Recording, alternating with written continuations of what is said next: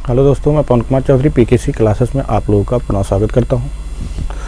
दोस्तों, आज का जो हमारा टॉपिक है वो है बायोसेवर्ट का नियम, जो कि बहुत ही इम्पोर्टेंट जो है ये आपका डेरिवेशन होने वाला है। बहुत ही, क्योंकि 2022 के एग्जाम पॉइंट से देखा गया तो ये क्वेश्चन जो आपका होगा बहुत ही ज़्यादा इम्पोर्टेंट क्वेश्चन होगा, इसलिए इसको आप लोग जो है अच्छे से देखेंगे और अच्छे से इसको समझेंगे। तो ये बायोसेवर्ट का जो नियम है वो नियम क्या है उसको जो हम लोग देखेंगे। तो बायो और सेवर्ट जो है दो वैज्ञानिक है, एक वैज्ञानिक नहीं है, दो वैज्ञानिक है। एक बायो अलग है और सेवर्ट अलग है, ठीक है। तो बायो सेवर्ट का जो नियम था वो क्या था उसको हम लोग देखेंगे। तो उसको हम एक चित्र के माध्यम से पढ़ेंगे, ठीक है, एक चित्र के माध्यम से पढ़ेंगे। तो देखिए यहाँ पर जो एक चित्र ऑलरेडी जो बनाया गया है, देखिए ये क्या है, एक चालक तार है एक्स वाई। देखिए एक क्या है, चालक तार, यहाँ पे हम लिख देते हैं चालक तार है। देखिए एक्स और वाई ये चालक तार है जिनकी दो सिराएं हैं, एक सिरा एक्स हो गया, एक सिरा वाई हो गया। तार जानते ही हैं जो चालक तार होता है। तो चालक तार एक्स और वाई ले लिया गया। अब चालक तार की जो टोटल लंबाई है उसमें से हम अल्पांश लंबाई लेते हैं। आपको पता है अल्पांश लंबाई जो लिया जाता है और उसी के हिसाब से हम लोग जो है डेरिवेशन करते हैं, फिर उसका हम समाकलन कर देते हैं। इसी का टोटल का समाकलन कर देते हैं। अगर हम देखो इस टोटल का अगर समाकलन कर देते हैं चित्र का, तो टोटल जो है चुंबकीय क्षेत्र निकाल देगा, ठीक है। तो बायोसेवर्ट का नियम जो आपका है ये क्या है कि एक तार रहेगा, ये देखो एक चाहे चालक तार है और उससे लगभग अल्पांश लंबाई जो उसका लिया गया है उससे थीटा कोण पर एक बिंदु पी होता है, जो कि अल्पांश लंबाई आर दूरी पर स्थित होता है। यहाँ पे हम लोग को ज्ञात करने के लिए बोलता है कि चुंबकीय क्षेत्र की गणना करनी होती है। तो वो चुंबकीय क्षेत्र का मान क्या होगा वो चीज़ हम लोग को यहाँ पे ज्ञात करना होगा। तो बायोसेवर्ट ने बताया कि वो किन किन कारकों पर निर्भर करता है, उसके आधार पर जो है उसको लगाएंगे। तो देखिए उन्होंने क्या बताया कि जो अल्पांश लंबाई होता है, जो अल्पांश लंबाई या चाहे इसके बारे में थोड़ा सा हम लिख देते हैं कि मान लेते हैं क्या एक चालक तार एक्स वाई है और जिसकी अल्पांश अवयव क्या है डी एल है। लिख देते हैं थोड़ा सा इसके बारे में। माना करनी है, ठीक, गणना करनी है। ये चीज थोड़ा सा आप चित्र के बारे में लिख देंगे। चित्र के बारे में क्या लिखेंगे कि एक जो है चालक तार है, देखो यहाँ पे चालक तार बना दिया गया है, एक्स वाई एक चालक तार है जिसके अल्पांश लंबाई dl से r दूरी पर स्थित बिंदु P पर हमें चुंबकीय क्षेत्र की गणना करनी है। और चुंबकीय क्षेत्र की गणना बायोसेवर्ट के अनुसार हम लोग करेंगे कि क्या उन्होंने बताया था। तो बायोसेवर्ट के नियम के अनुसार क्या था कि अल्पांश लंबाई जो dl है, अल्पांश लंबाई dl के कारण बिंदु P पर चुंबकीय क्षेत्र की तीव्रता क्या होगी, किन किन कारकों पर निर्भर करती है ये वो चीज। तो ये चुंबकीय क्षेत्र जो होगा यहाँ पे ये किन किन कारकों पे निर्भर करता है, तो डीएल पे निर्भर करता है और इसमें प्रवाहित धारा पे निर्भर करता है और चुंबकीय क्षेत्र यहाँ पे जो आपका देख रहे हो आई एम पे आर दूरी पर स्थित जो बिंदु पी है, ये रेखाखंड और चुंबकीय क्षेत्र के बीच का जो कोण होता है उसके ज्या के अनुक्रमानुपाती होता है। तो इस तरह से ये किन किन कारकों पर निर्भर करता है बायोसेवर्ट ने इसके विषय में जो है बताया हुआ था। चलिए वो चीज हम लोग देख लेते हैं, ठीक। देखो बायोसेवर्ट के नियम के अनुसार क्या था,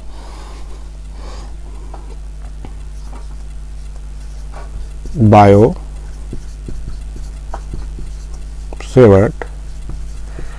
के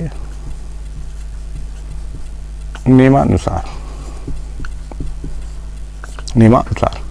उन्होंने क्या बताया, ये बताया नंबर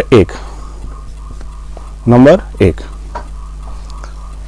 या ऐसे लिख देते हैं थोड़ा सा के अनुसार dl लंबाई के कारण बिंदु P पर चुंबकीय क्षेत्र की तीव्रता हो जाएगा कि dl लंबाई के कारण बिंदु P पर चुंबकीय क्षेत्र की तीव्रता जो होगा तार के अल्पांश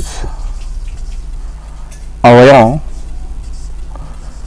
के अनुक्रमानुपाती होता है,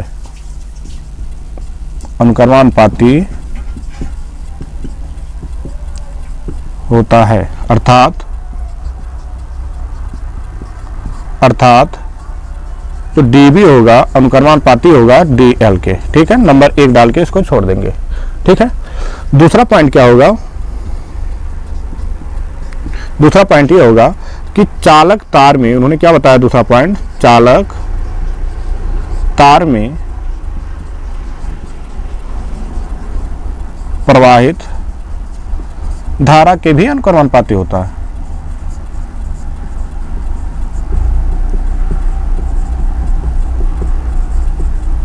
ये बताया।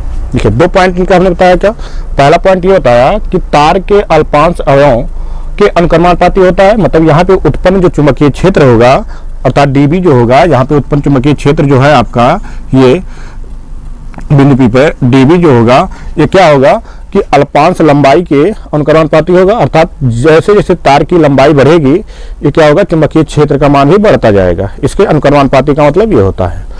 और दूसरा क्या होता है कि चालक तार में जो धारा प्रवाहित हो रहा है, जिससे I धारा जो प्रवाहित हो रहा है, ये भी क्या होता है, dB इसके भी अनुक्रमानुपाती होगा, अर्थात जैसे जैसे धारा का मान बढ़ेगा चुंबकीय क्षेत्र का मान भी बढ़ जाएगा। और फिर अर्थात इसको हम लिख देते हैं, अर्थात जो dB है चुंबकीय क्षेत्र है ये भी अनुक्रमानुपाती होता है किसके, I के। दूसरा पॉइंट उन्होंने बताया। तीसरा पॉइंट ये बताया कि इसके चुंबकीय क्षेत्र के r दूरी का जो आपका चुंबकीय क्षेत्र यहाँ पे उत्पन्न है और ये तार की जो लंबाई है, इनके बीच में बने कोण, ठीक है, बीच के बने कोण की जगह के, तीसरा पॉइंट, तार व चुंबकीय क्षेत्र के बीच बने कोण के ज्या के अनुक्रमानुपाती होता है। ठीक है, दूसरा पॉइंट हो गया। अर्थात क्या, अर्थात dB अनुक्रमानुपाती साइन थीटा, ये पॉइंट तीसरा हो गया। लास्ट टॉपिक जो उनका था ये बताया था कि अल्पांश लंबाई dl की जो बीच का दूरी है r, इसके वर्ग के व्युत्क्रमानुपाती होता है, वर्ग के व्युत्क्रमानुपाती होता है। तो इतने का आप लोग स्क्रीनशॉट ले लेंगे। आगे का हम जो है इसको मिटाते हैं, फिर देखते हैं। इतना हो गया। अब जो हमारा चौथा पॉइंट होगा, चौथा पॉइंट उन्होंने ये बताया था क्या कि अल्पांश लंबाई dl से या ऐसे लिख देते हैं, अल्पांश लंबाई व बिंदु P के बीच की दूरी r के वर्ग के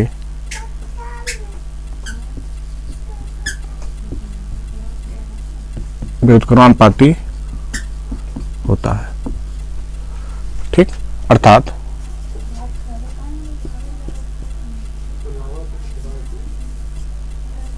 देखो वर्ग के व्युत्क्रमानुपाती हो गया। ये 3 टॉपिक हो गया। अब 3 चीज आपको मिल गया। देखो पहला क्या मिला कि तार का अल्पांश लंबाई के अनुक्रमानुपाती होता है कौन, चुंबकीय क्षेत्र dB। दूसरा क्या हो गया, चालक तार में प्रवाहित धारा जो होता है, इसमें जो धारा प्रवाहित होता है ये भी क्या होता है, उसके अनुक्रमानुपाती होता है। तीसरा पॉइंट क्या होता है कि dB और जो तार की लंबाई dl है इसके बीच में जो थीटा कोण बन रहा है, यहाँ पे देख रहे होंगे थीटा कोण बन रहा है।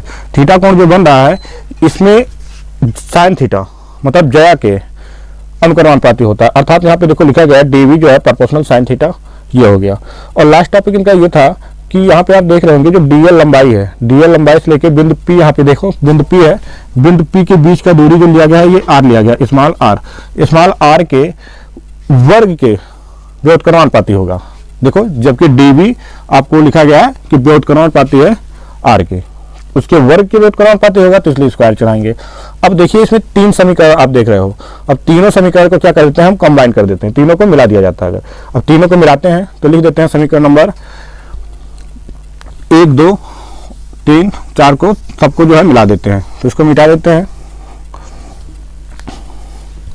तो समीकरण नंबर 1 कामा समीकरण नंबर 2 व या कामा करके कामा समीकरण नंबर 3 व समीकरण नंबर 4 को मिलाने पर जब मिलाएंगे तो देखिए क्या हो जाएगा, dv बराबर आई भी था dl dv, देखो अनुक्रमानुपाती व्युत्क्रम दोनों का होगा साइन थीटा बटा आर स्क्वायर। ध्यान से देखेंगे इसमें क्या क्या चीजें था। पहला समीकरण आपका ये था कि जैसे कि अल्पांश लंबाई की डीएल के अनुक्रमानुपाती हुआ, तो देखो अनुक्रमानुपाती काम कर रहा है, और उसमें प्रवाहित धारा जो था, प्रवाहित धारा की भी क्या था, अनुक्रमानुपाती था। देखो यहाँ भी अनुक्रमानुपाती है, और जया की भी अनुक्रमानुपाती था, तो जया के भी अनुक्रमानुपाती हो गया, और बीच की दूरी के वर्ग के भी अनुक्रमानुपाती हो गया। तो इस तरह से क्या हो गया, ये रिलेशन आपका बन गया। अब इसको अगर और थोड़ा सा हल करेंगे तो क्या हो जाएगा, dv बराबर हो जाएगा के ideal I D L sine theta बटा आर स्क्वायर। अभी देखिए के कहां से आया, जहां के अनुपातिक नियतांक है, ठीक है। तो ये चीज तो यहां तक आया। अब देखिए निर्वात के लिए, निर्वात या वायु के लिए क्या होगा, जो k का मान होगा वो म्यू नॉट बाई 4 पाई होगा, ठीक है, टेस्ला मीटर प्रति एम्पियर, ये इसका मान होगा, ठीक है। तो अब देखिए यही मान उठा के यहां पे रख सकते हैं k के स्थान पे, ठीक है, k के स्थान पे। तो अब क्या हो जाएगा, dv इक्वल टू हो जाएगा mu naught by 4 pi ideal sine theta by r square, ठीक है। तो ये जो है आपका टोटल ये फार्मूला आपको प्राप्त हो जाएगा यहां से। अब इसको और भी अगर आप सॉल्व करना चाहेंगे तो और भी सॉल्व हो जाएगा। कैसे, देखिए dv बराबर ये जो म्यू नॉट आप देख रहे हो, इसका जो वैल्यू होता है ये होता है 4 पाई इंटू 10⁻⁻7 होता है, ठीक है, 4 पाई इंटू 10⁻⁻7 टेस्ला मीटर प्रति एम्पियर होता है, और इंटू यहाँ पे आइडियल तो है तो आइडियल साइन थीटा रहेगा ऐसे, और बाई देखो यहाँ पे क्या था 4 पाई है तो 4 पाई ही रहेगा, और बाई आर स्क्वायर है तो आर स्क्वायर रहेगा। 4 पाई से 4 पाई कैंसिल हो जाएगा, तो dv इक्वल टू जो प्राप्त होगा 10⁻⁷ ideal sine theta by r square. तो इस तरह से ये था बायो सेवर्ट का नियम था। अब बायो सेवर्ट के नियम से और भी उनका जो अनुप्रयोग कुछ मिलेगा, उस अनुप्रयोग में जैसे अनंत लंबाई का कोई तार, परिमित लंबाई का कोई तार रहेगा, उसके कारण भी चुंबकीय क्षेत्र की गणना करनी होगी। लेकिन जो मेन इनका है बायो और सेवर्ट का नियम, जो कि आपका जो 2022 का परीक्षा है, इस परीक्षा की दृष्टि से अगर देखा जाए तो बहुत ही इंपॉर्टेंट क्वेश्चन है। इस क्वेश्चन के आने की जो संभावना है, मान के चलिए कि 75% की संभावना है बायो सेवर्ट का नियम, क्योंकि 30% जो है आपका जो कोर्स है वो हटा दिया गया है, और 30% आपका जो कोर्स यहाँ से हटा हुआ है, तो ये बायो सेवर्ट का नियम हुआ, गॉस का नियम हुआ, और जो है एम्पियर का परपथीय नियम हुआ, यहाँ से क्वेश्चन उठाने की संभावनाएं जानते हो गई हैं। इसलिए जो है इस नियम को आप अच्छे से पढ़ेंगे और जो है बढ़िया से इसको तैयार कर लेंगे। तो बच्चों आज का जो हमारा टॉपिक था बायो सेवर्ट का नियम, ये होगा कंप्लीट हो गया। अब अगला टॉपिक इसका जो आएगा वो रहेगा बायो सेवर्ट के नियम का कुछ अनुप्रयोग होता है, वो अनुप्रयोग क्या होगा, उस नियम को हम जो है अच्छे से जो है कवर करते हुए चलेंगे, और आपकी जो एग्जाम की तैयारी है इसको अच्छे से आप करते चलते रहिए। और हम जो है इसमें जो वो वीडियो जो आपको बनाएंगे क्यों, जो कि एग्जाम में आने की संभावना है, जो मोस्ट इंपॉर्टेंट क्वेश्चन है उसी को जो हम वीडियो बना रहे हैं। पहले तो हमारा ये था टारगेट कि हम एक किनारे से जो है पूरा डेरिवेशन को कर लेंगे, लेकिन टाइम जो है कम है, इसलिए जो है जो इम्पोर्टेंट लग रहा है उस चीज़ को जो हम लेकर चल रहे हैं। तो चलिए अच्छे से आप तैयारी करिए। तो आज के लिए हमारा जो टॉपिक था समाप्त हुआ। जय हिंद, जय भारत।